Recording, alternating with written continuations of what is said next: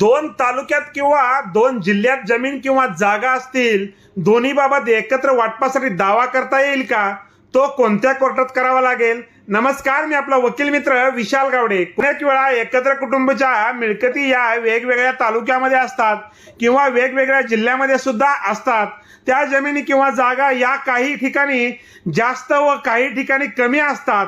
बऱ्याच वेळा असा गैरसमज आहे की ज्या ठिकाणी जास्त मिळकत आहे त्या न्यायालयामध्ये वाटपाचा दावा करावा लागतो, परंतु अशी कोणतीही तरतूद नाही. वाटपाचा दावा हा ज्या ठिकाणी मिळकत आहे त्यापैकी कोणत्याही एका न्यायालयामध्ये करता येतो, परंतु जर त्या मिळकतीबाबत फक्त हक्क ठरवून मिळण्याचा दावा करावायचा असल्यास त्यावेळी मात्र ज्या त्या ठिकाणी दावे करावे लागतात.